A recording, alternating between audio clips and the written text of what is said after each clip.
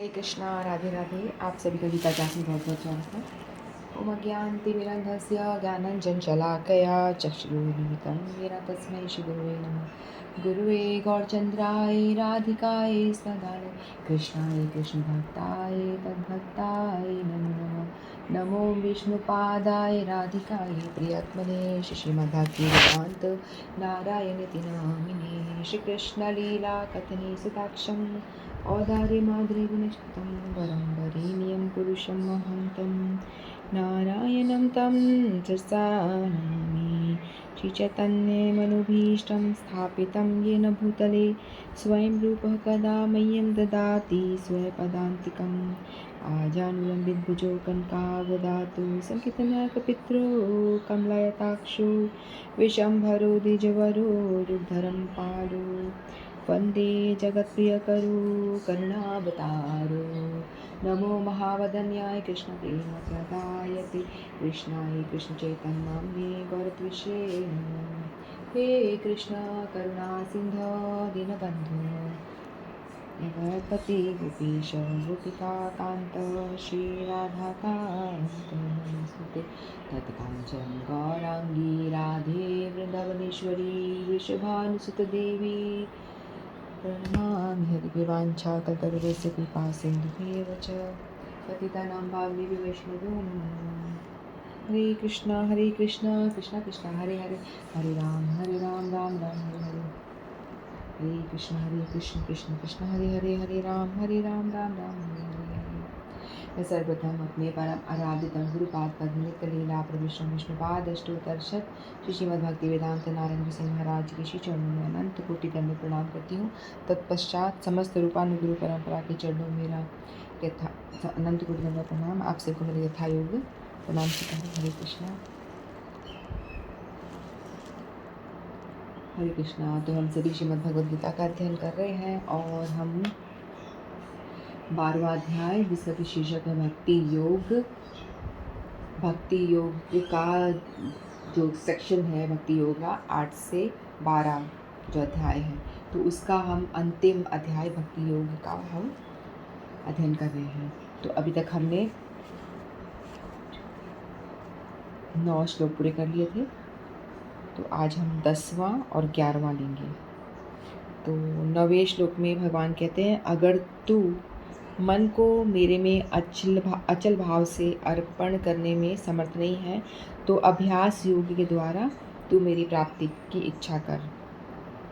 फिर 10th में होगा, यदि तुम अभ्यास से भी असमर्थ हो तो मत कर्म परायण बनो। इस प्रकार मेरे लिए कर्मों को करते हुए भी तुम सिद्धि को प्राप्त करोगे। तो भगवान यहाँ पे भक्ति लेवल ऑफ भक्ति बता रहे हैं। जिस तरह की जो डिवोटीज़ होते हैं वो डिफरेंट तरह के होते हैं, अलग अलग प्रकार के डिवोटी होते हैं, है ना। तो जैसे कि हम देखते हैं कि हमारे कई अवतार भगवान लेते हैं, राम अवतार, वामन अवतार, वराह अवतार। इतने सारे भगवान को अवतार लेने की क्या ज़रूरत है, भगवान इतने अवतार लेते हैं।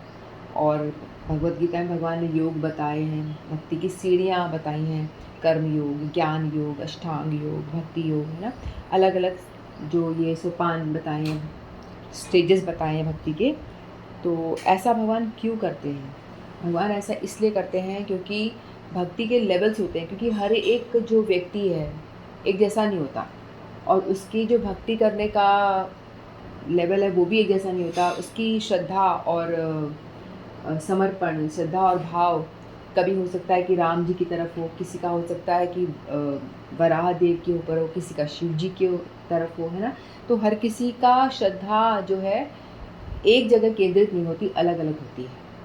तो उसी लिए भगवान भी इस तरह से करते हैं कि डिफरेंट लेवल जो डिवोटीज़ हैं कि सबको कुछ ना कुछ मिले और वो अपने अपना रुचि के हिसाब से अपना आराध्य वो चुन सकें।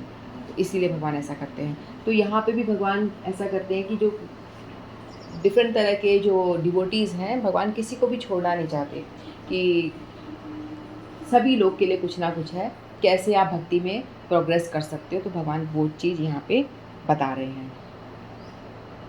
तो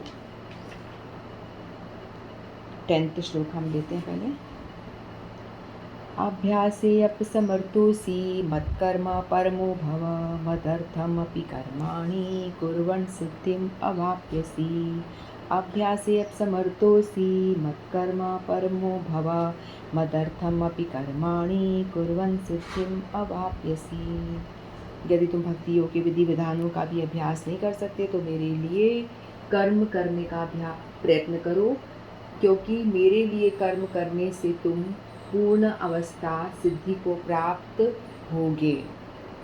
तो सबसे पहले तो भगवान ने 8वें श्लोक में बताया था, मय्येव मन आधस्व मयि बुद्धिं निवेश्य मयि शिष्यसि मय्येव अत ऊर्ध्वं न संशय। तो भगवान पहले बताते हैं कि अपने मन और बुद्धि को मुझ में लगाओ, पूरी तरह से मुझ में लगाओ, तो तुम निसंदेह मुझ में ही निवास करोगे। तो मतलब ये एकदम हायर लेवल की डिवोटी की बात हो गई। जो डिवोटी 24 घंटे सतत मेरा स्मरण कर सकता है, अपने मन को मुझ में लगा सकता है और अपनी बुद्धि को वश में करके मन को डायरेक्ट कर सकता है कि मुझ में निवेश कर सकता है, तो ऐसा करना तो हर किसी के बस की बात नहीं है। जो वो डिवोटी है हाईएस्ट लेवल का, जो रागानुग भक्त कह सकते हैं, जिसको भगवान से प्रेम है, राग है, तो वो राग से वो भगवान से जुड़ा हुआ है, तो वो ऐसा कर सकता है। तो अर्जुन सोचेंगे कि ऐसा तो बस में नहीं है मेरे, तो मैं कैसे करूँ? तो भगवान कहते ठीक है, एक स्टेप नीचे आता हूँ। भगवान कहते हैं कि अगर तू अपने मन और बुद्धि को मुझ में निवेश नहीं कर सकता तो कोई बात नहीं, अभ्यास कर। तो तू अभ्यास कर। अथ चित्तं समाधातु न शक्नोषि मयि स्थिरम् अभ्यास योगेन ततो मामिच्छाप्तुं धनंजय। भगवान कहते हैं कि तू भक्ति योग नहीं कर सकता तो अपनी इंद्रियों को मेरी सेवा में लगा दे, अभ्यास कर। तो कैसे बताया भगवान ने कि नवदा भक्ति का पालन करो, अपनी सारी इंद्रियों को मेरी सेवा में लगा दो, और इस उद्देश्य से कि मैं भगवान की ओर बढ़ सकूं और भगवान में मेरी आसक्ति बढ़ सके। तो भगवान ने कहा अभ्यास करो, जैसे हम लोग जो कर रहे हैं अभ्यास योग में। इसमें क्या करना होता है?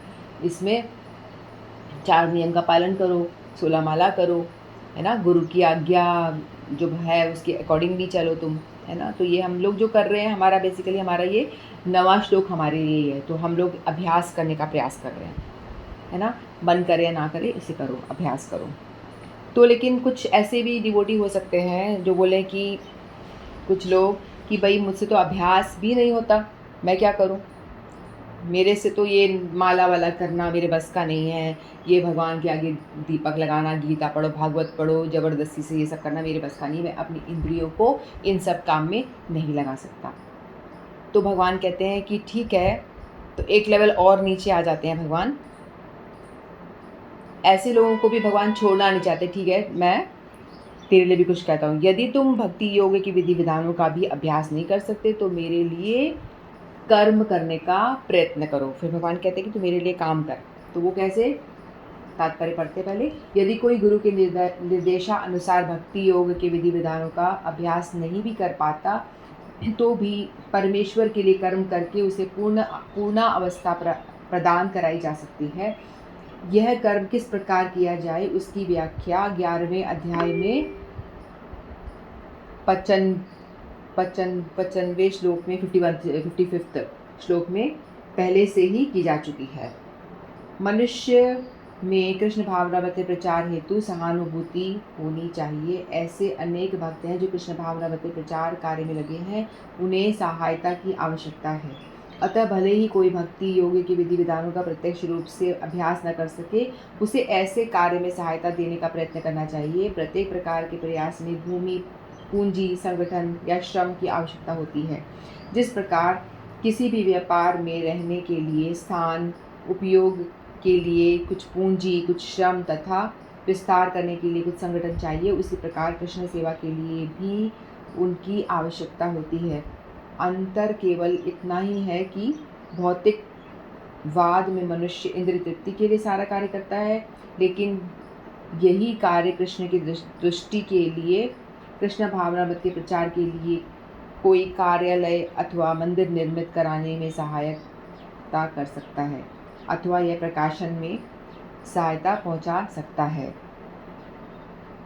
कर्म के विविध क्षेत्र हैं और मनुष्य को ऐसे कर्मों में रुचि लेनी चाहिए। यदि कोई अपने कर्मों के फल को नहीं त्याग सकता तो कम से कम उसका कुछ प्रतिशत कृष्ण भावनामृत प्रचार में लगा सकता है। इस प्रकार कृष्ण भावनामृत की दिशा में स्वेच्छा से सेवा करने की व्यक्ति भगवत प्रेम से उच्चतर अवस्था को प्राप्त हो सकेगा। यहाँ उसे पूर्णता प्राप्त हो सकेगी। तो यहाँ भगवान बता रहे हैं कि यदि हमसे अभ्यास भी नहीं होता तो हमें क्या करना है, भगवान के लिए कर्म करना। भगवान कह रहे हैं मत कर्म कर, यानी मेरे लिए कर्म करो,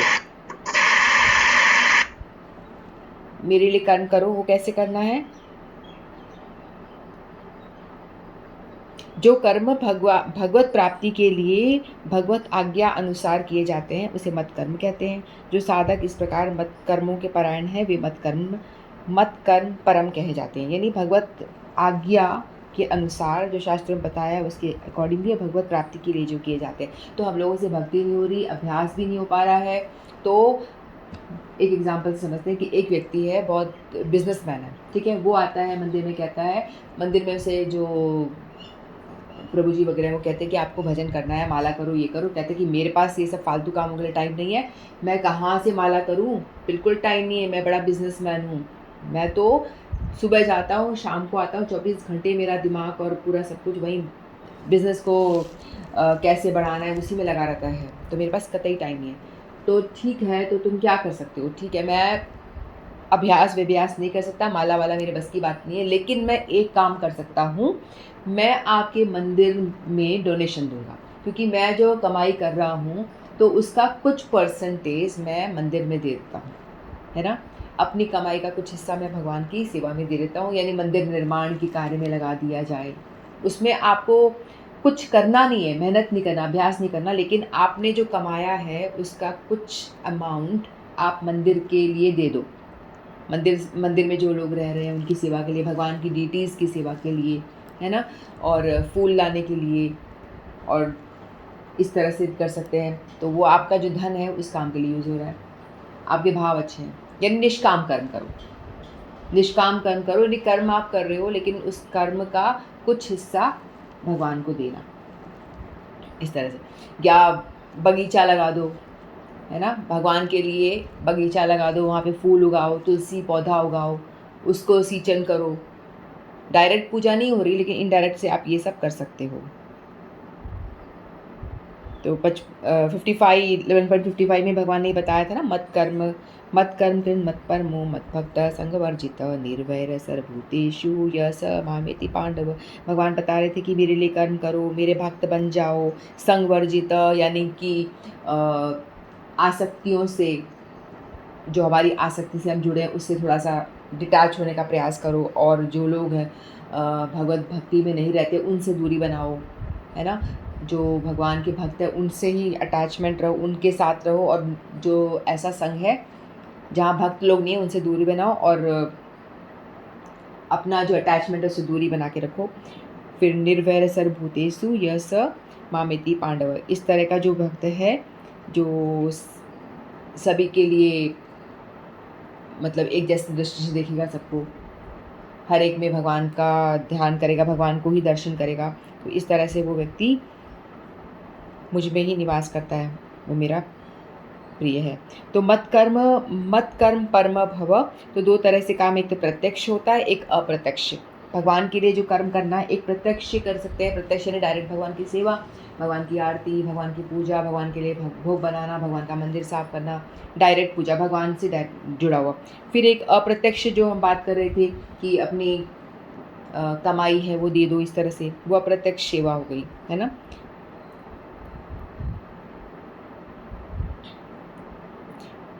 यदि किसी के पास पर्याप्त धन है तो वह कृष्ण भावनामृत के प्रचार के लिए, कोई कार्यालय अथवा मंदिर निर्मित करने के लिए, जो हमने अभी पढ़ा उसके लिए लगा सकता है। तो अथवा वह प्रकाशन में सहायता दे सकता है। तो ऐसी एक कथा, एक व्यक्ति था, जॉन हैरिसन नाम का एक व्यक्ति था, तो वो बड़ा ही बिजनेसमैन था, ठीक है। तो जब प्रभुपाद जी थे उस टाइम की बात है, तो प्रभुपाद जी के पास में उस टाइम पे धन नहीं था बहुत ज़्यादा। वो प्रचार में विदेश जाते हैं तो वहाँ पे उनको उनको लग रहा था कि मैं क्या पता आगे जी पाऊँ या ना जी पाऊँ, क्योंकि वो काफ़ी एक एज्ड अवस्था में 70 की उम्र में वो गए थे प्रचार करने के लिए विदेश में। फिर उन्होंने भागवत लिखना स्टार्ट किया तो उनको लगा क्या पता मैं इसे ख़त्म कर पाऊँगा कि नहीं कर पाऊँगा।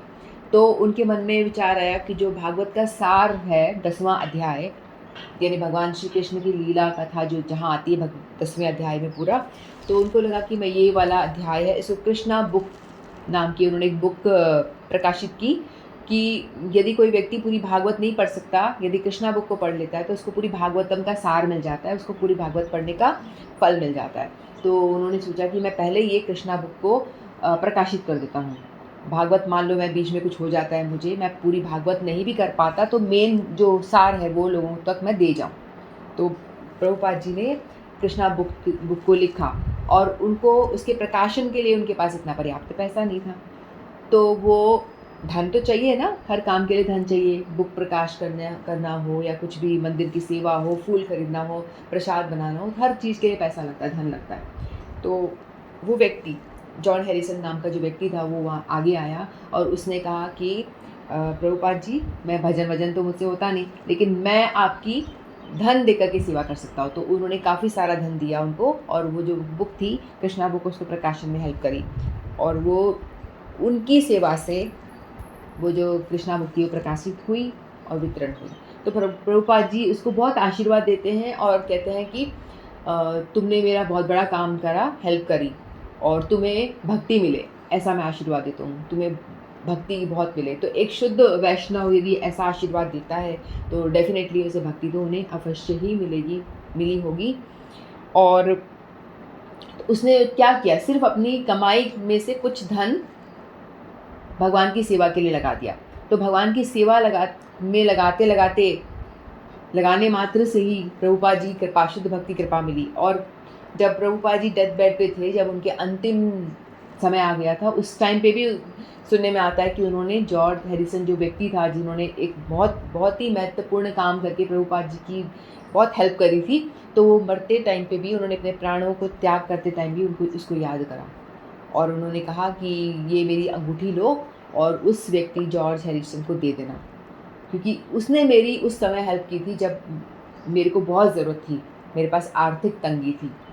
तो हालाँकि उस व्यक्ति ने ऐसा कुछ बड़ा काम नहीं किया, उसके पास तो बहुत सारा पैसा था, उसने थोड़ा पैसा प्रभुपाद जी को दे दिया, लेकिन प्रभुपाद जी की बहुत बड़ी सेवा हुई, भगवान की बड़ी सेवा हुई, तो भगवान ने अंतिम समय में भी वो अंगूठी उसके नाम करी।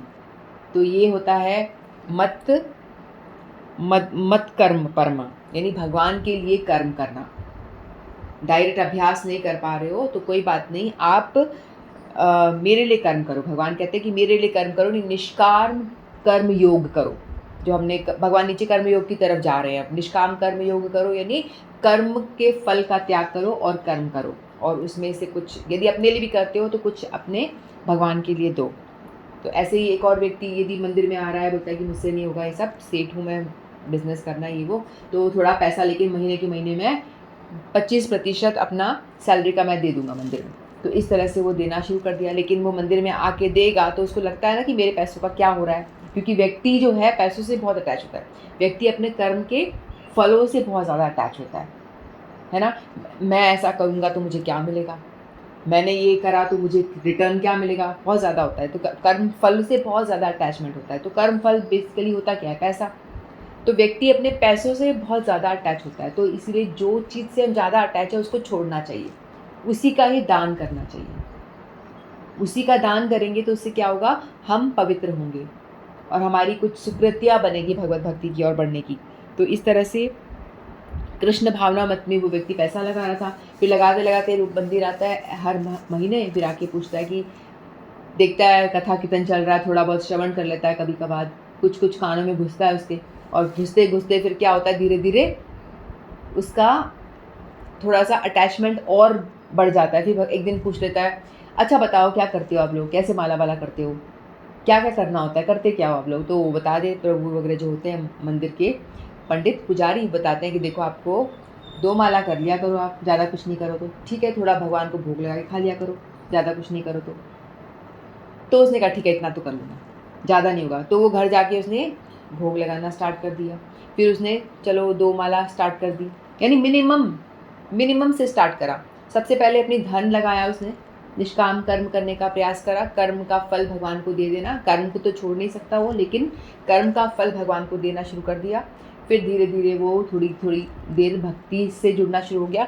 फिर करते धीरे-धीरे 2 से 4, 4 से 8, 8 से 12, फिर 16 ऐसे करके वो भक्ति में प्रवेश कर गया।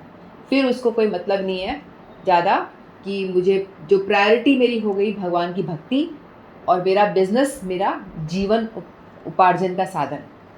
मेरी नौकरी, मेरा बिज़नेस, मुझे सिर्फ़ जीवन मेरा चल जाए, खाना-पानी मिल जाए, मेरी जीविका चलती रहे, बहुत है इतना बस।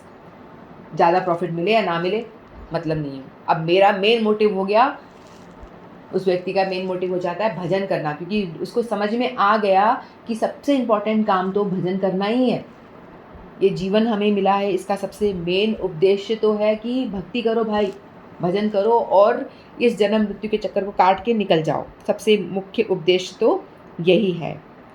ठीक है, तो भगवान 3.9 में भी कहते हैं, यज्ञार्था कर्मणोऽन्यत्र लोकोऽयं कर्म बंधन तदर्थम कर्म कौन्तेय मुक्त संग समाचर। भगवान भी ऐसी ये बात कई दफ़ा बोल चुके हैं। तो अध्याय 3 में 9वें श्लोक में भगवान बताते हैं कि हर एक कर्म आप यज्ञ के लिए करो। कोई भी कर्म आप यदि अपने लिए करते हो, अपनी इंद्रिय तृप्ति के लिए करते हो, तो उसका आपको कर्म फल मिलता है। आपको कर्म फल का भोग करना पड़ेगा। इसलिए भगवान कहते हैं कोई भी एक्टिविटी आप कर रहे हो वो यज्ञ के लिए करो। यज्ञ यानी भगवान विष्णु यानी भगवान कृष्ण के लिए ही करो, भगवान कृष्ण के निमित्त करो, है ना। तो भगवान स्वयं कहते हैं यदि नहीं तो आपको कर्म बंधन लग जाएगा।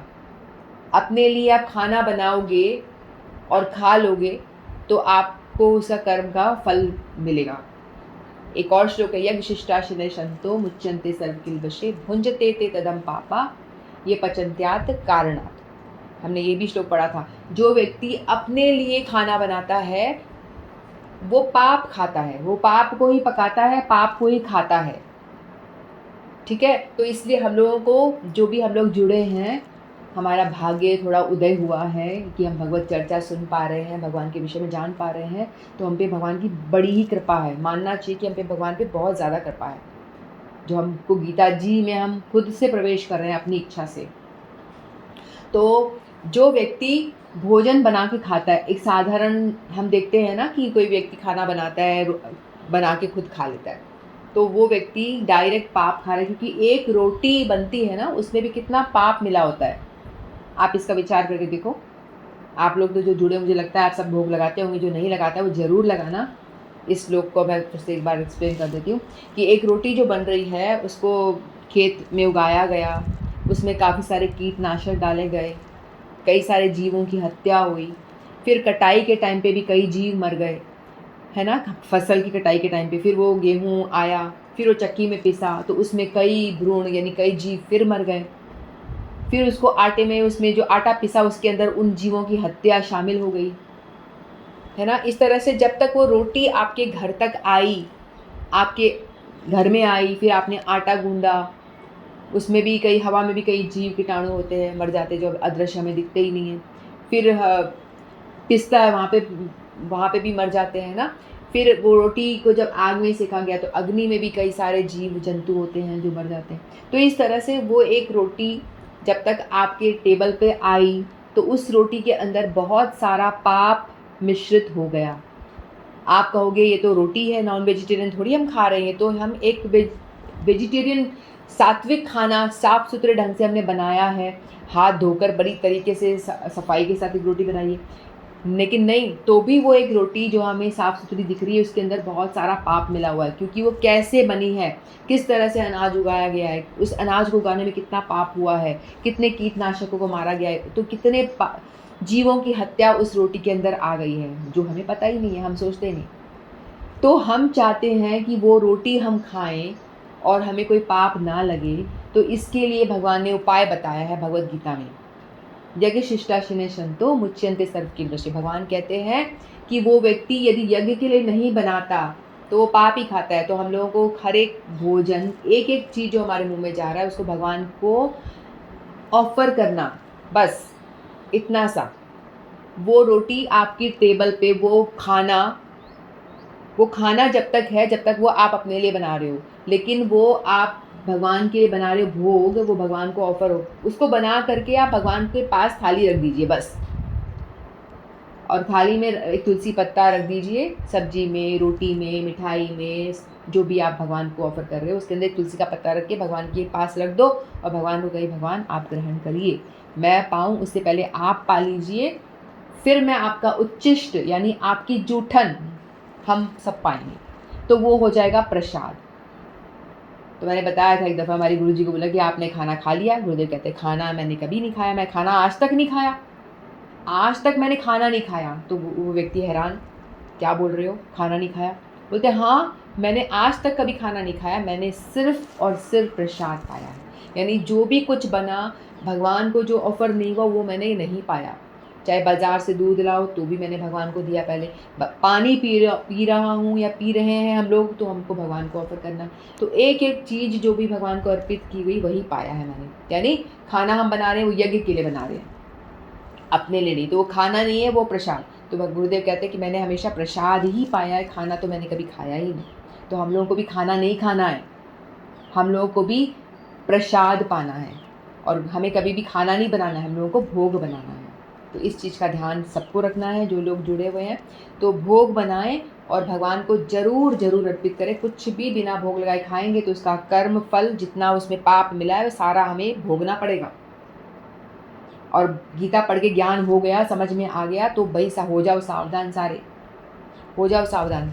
भोगना नहीं है, इतने सारे जीव की हत्या का पाप अपने सर नहीं लेना है, तो भगवान को अर्पण करो ज़रूर। तो भगवान यही कह रहे हैं कि यज्ञार्थात कर्मो, जो भी कर्म करो, कुछ भी कर्म, नौकरी कर रहे हो भगवान तेरे लिए, क्योंकि इसका कुछ पैसा आप भगवान को दोगी। उसे देने से क्या होगी? हमारी शुद्धिकरण होगी। वो हमारे लिए ही है। हम लोग ऐसे समझते हैं हमें अपने गुरु को दान कुछ दे दिया, कुछ मठ में दे दिया या मंदिर में दे दिया तो मैं तो बड़ा महान दान करके आया हूँ, ऐसा भाव आता है ना, मैं दानी। तो ये दान देने वाला जो शब्द है ना, ये हमारे अंदर अहंकार करता है कि हम होते कौन है दान देने वाले, हमारी औकात क्या है? भगवान हमें दे रहा है कुछ कृपा करके, तो उसमें से हम भगवान की ही संपत्ति में से कुछ, भगवान ने ही नौकरी दी है, भगवान ने ही पैसा दिया है, भगवान ने ही जो दिया है, भगवान का दिया हुआ में से कुछ हम भगवान को दे रहे हैं अपने स्वार्थ के लिए कि भगवान कृपा करो हम पे, हमें पाप से दूर करो, अपने ही फ़ायदे के लिए। तो उसको हम लोग एक टर्म दान वाला टर्म यूज़ ही नहीं करते, नहीं तो दान का भाव आता है मैं दानी, मैं देने वाला, ये भाव आ जाता है। तो हम लोग सेवा यूज़ करते हैं, सेवा, दान कभी यूज़ नहीं करना चाहिए। हम सेवा, मंदिर में सेवा देना, गुरुदेव को सेवा प्रदान करना, ऐसे सेवा बोला जाता है, दान नहीं बोला जाता। दान से अहंकार का भाव होता है। तो इसलिए बताया गया जो भी कर्म करो, जो भी कुछ करो, वो भगवान की निमित्त करो, भगवान की करो, जिससे कि हमें पाप ना मिले। तो भगवान वही बता रहे हैं कि जो व्यक्ति खुद से कुछ नहीं कर सकता वो मत कर्म करे, मेरे लिए कर्म करे। तो भक्ति योग का पालन करते हैं। तो भक्ति योग पालन कैसे करी जाती है? एक तो आंतरिक इंद्रियों से करी जाती है और एक बाहरी इंद्रियों से करी जाती है। आंतरिक इंद्रियों से कैसे? विश्वनाथ चक्रवर्ती ठाकुर बताते हैं कि 2 तरह से भक्ति का पालन किया जाता है आंतरिक इंद्रियों से। पहले तो स्मरणात्मिका, मननात्मिका, एक स्मरण करके मन से और बुद्धि से, जो हमने 12.8 में पढ़ा था ना, 12 में मन मई मन बुद्धि और मन मुझ में निवेश कर, है ना। तो वो स्मरणात्मिका, माननात्मिका, ये मन से और बुद्धि से जो करते हैं हम भगवान की सेवा, वो हो गया। फिर दूसरा अभ्यास रूप में, आंतरिक इंद्रियों से कैसे करते हैं? स्मरणात्मिका, माननात्मिका और अभ्यास रूप से। और 12.5 में 9 में जो अभ्यास बताया भगवान ने उस तरह से। फिर बाहरी इंद्रियों के साथ में जो 12.10 में भगवान बता रहे हैं कि अपनी बाहरी इंद्रियों से, यानी जो भी इनडायरेक्ट काम जो हम कर रहे हैं भगवान की सेवा के लिए। फिर इसमें तो इस तरह से हम भगवान की भक्ति की ओर बढ़ सकते हैं। और करते करते भगवान के मत कर्म करो, यानी निष्काम कर्म करो, भगवान की लिए कर्म करो, भगवान के लिए माला बना लो, है ना, मंदिर की सफाई कर लो। भक्ति नहीं होती तो कोई बात नहीं, भगवान की जो लोग सेवा करें उनकी हेल्प कर दो, मंदिर मार्जन में हेल्प करो, फूल बना दिया, भगवान के श्रृंगार के लिए कुछ कर दिया, पैसे अर्पण कर दिए, भगवान के लिए गार्डन लगा दिया, तुलसी पौधा उगा दिया, माली भी कर सकता है ये काम तो, है ना?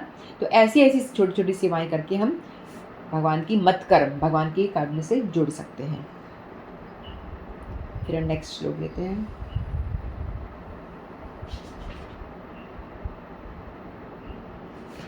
11th अथैतदप्यशक्तोऽसि कर्तुं मद्योगमाश्रिता सर्वकर्मफलत्यागं ततः कुरु यतात्मवान्। तत् अथैतदप्यशक्तोऽसि कर्तुं मद्योगमाश्रिता सर्वकर्मफलत्यागं ततः कुरु यतात्मवान्। किंतु यदि तुम मेरे इस भावनामृत में कर्म करने में असमर्थ हो तो तुम अपने कर्म के समस्त फलों का त्याग कर कर्म करने का तथा आत्मस्थिति होने का प्रयत्न करो।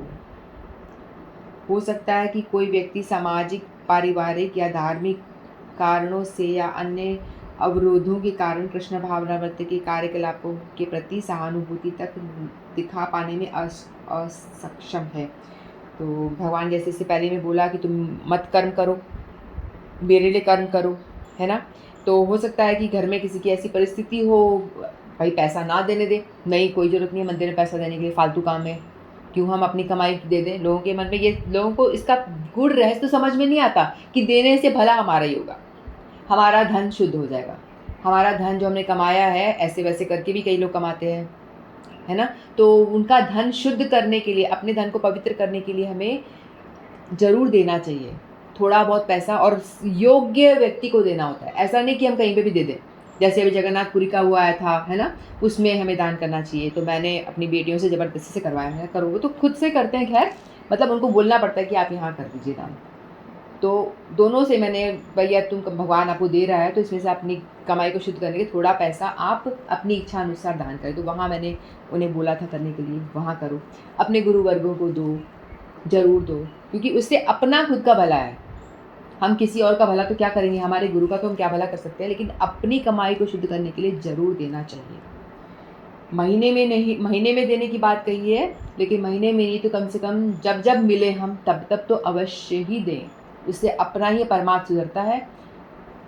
गुरु के पास कोई कमी नहीं है, उनके पास तो बहुत है, ठीक है?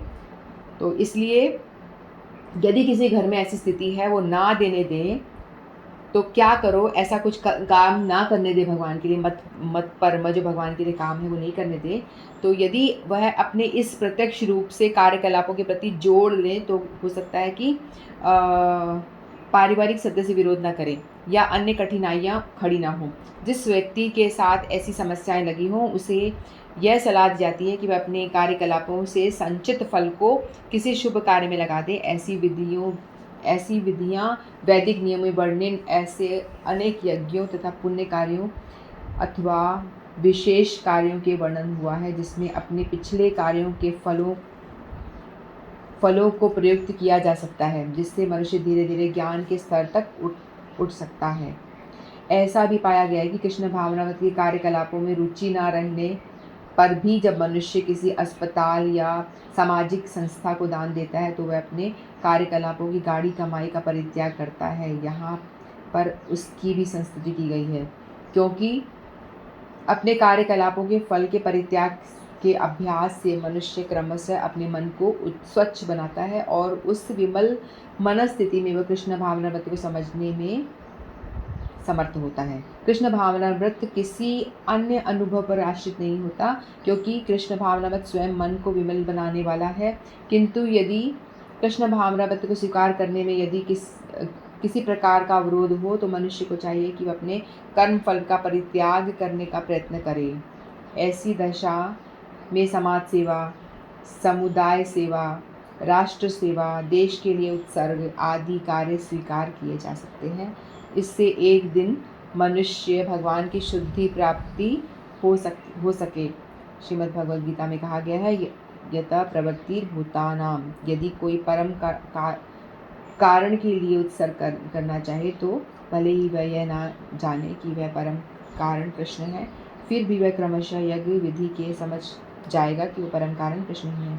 तो यहाँ बता रहे हैं कि पहले बताया निष्काम कर्मयोग करने के लिए भगवान ने बताया कि भगवान से इनडायरेक्ट काम, भगवान की हेल्प करो, भगवान की सेवा में इनडायरेक्टली आप हेल्प कर लो, है ना, दूसरे कर्म करके।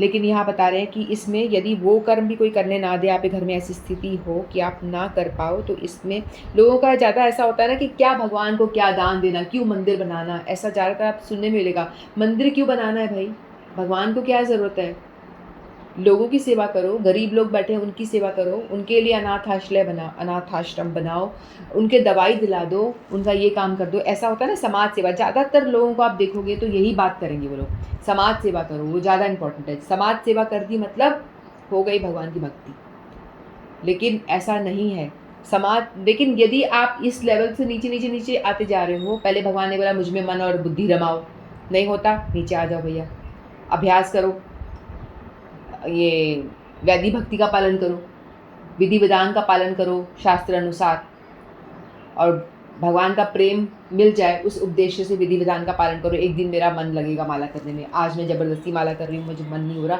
लेकिन एक दिन ऐसा आएगा करते करते अभ्यास करते करते मेरा मन स्वतः करेगा। तो ऐसा नहीं हो रहा और नीचे उतार दिया भगवान ने, कर्मयोग की तरफ आ गए, निष्काम कर्मयोग करो, यानी कर्म जो भी इनडायरेक्ट सेवा भगवान की करो, है ना, उससे भी नहीं बात बन रही तो कुछ पैसा मतलब ये अर्पण करो, वो भी नहीं कर पा रहे हो तो अब नेक्स्ट भगवान बता रहे हैं नेक्स्ट स्टेज जो है समाज सेवा।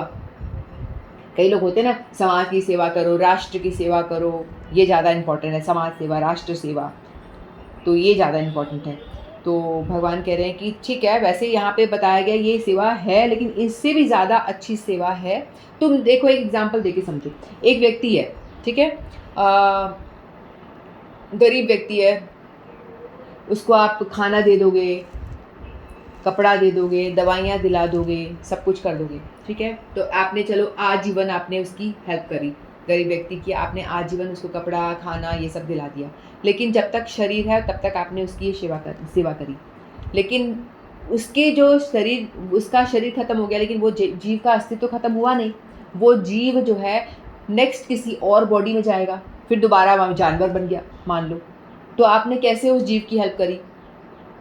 आपने इस जन्म में तो आपने उसकी हेल्प करी, उसके शरीर की सेवा करी, खाना दिया, कपड़े दिया।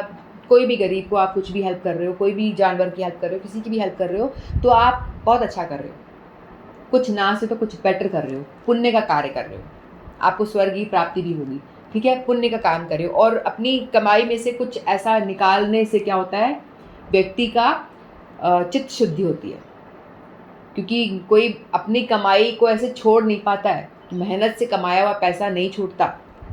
यदि आप छोड़ के समाज सेवा के लिए, राष्ट्र सेवा के लिए, मंदिर की तो नहीं कर पा रहे तो यही कर लो, जहाँ बताया मंदिर वाली तो पहले वाले में बताई थी, पहले श्लोक में, तो ये वाली सेवा भी आप कर रहे हो समाज के लिए, जन कल्याण के लिए, वो भी अच्छा है कुछ ना से, क्योंकि आप अपनी आसक्ति जहाँ आपकी कर्म फल में सबसे ज़्यादा होती है, मैंने जॉब करा उसकी कमाई में जो आपकी आसक्ति है ना कर्म फल में, वो आप धीरे धीरे छोड़ रहे हो, वो आसक्ति आपकी छूट रही है।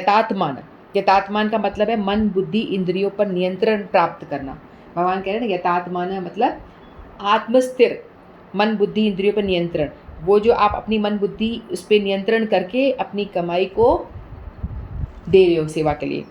साधक मन, बुद्धि, इंद्रियां आदि का संयम नहीं करता तो स्वाभाविक ही उसे मन द्वारा विषयों का चिंतन होगा। तो अपनी मन और बुद्धि इंद्रियों पे आपको वो करना है कंट्रोल, और क्या करना है वो डिसाइड करना है। यदि आप अच्छे काम नहीं करोगे तो उसमें आप क्या करोगे, विषयों का और चिंतन करोगे, और विषय भोग में ही लिप्त रहोगे, और धन होगा तो और विषय खरीदोगे, फिर उसमें लिप्त होते ही चले जाओगे, तो आपका उद्धार नहीं होगा। बेसिकली आप कीचड़ में पड़े हो तो कीचड़ में पड़े ही रह जाओगे, और दलदल में और अंदर अंदर अंदर अंदर घुसते चले जाओगे, आपको पता ही नहीं चल रहा उसका। लेकिन इससे उसका पतन होने की बहुत ज़्यादा संभावना होती है। तो सर्व कर्म फल त्यागम कुरु, तो भगवान कहते हैं कि जिसका भगवान के विधानों में अर्थात देश समाज की सेवा आदि करने में अधिक विश्वास है, उसके लिए भगवान इस श्लोक में सर्व कर्म फल त्याग रूप साधक बताते हैं। ऐसे लोग जो है, इस तरह के लोग भी होते हैं ना, तो हम अपना जजमेंट कर सकते हैं कि हम कौन सी कैटेगरी में आते हैं। क्या हम इस कैटेगरी में हैं, जो सबसे नीचे वाली भगवान बता रहे हैं अभी, समाज सेवा, या उससे ऊपर वाली में है अपना धन में से कुछ देना, या उससे ऊपर वाली में है निष्काम कर्म योग, उससे ऊपर वाली में भगवान की विधि विधान का अभ्यास करना, 4 नियमों का पालन करना, no gambling, no meat eating, no intoxication, no illicit sex and 16 rounds करना, भोग लगा के खाना, एकादशी करना, ये विधि विधान वाले में आ गया।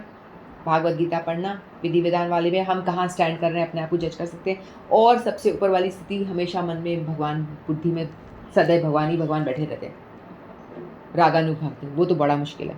तो हम अपने आप को जज कर सकते हैं, और जहाँ भी है सब बढ़िया है, कोई बुरा नहीं है, लेकिन हमें चाहिए कि हम एक एक स्टेप अपने आप को ऊपर उठाने का प्रयत्न करें, हर एक कर्म योग करें।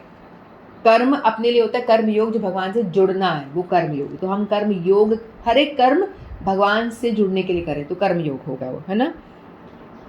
अगर वह संपूर्ण कर्मों को मुझे अर्पण ना कर सके तो जिस फल को प्राप्त करना उसके हाथ की बात है, उस फल की इच्छा का त्याग करे।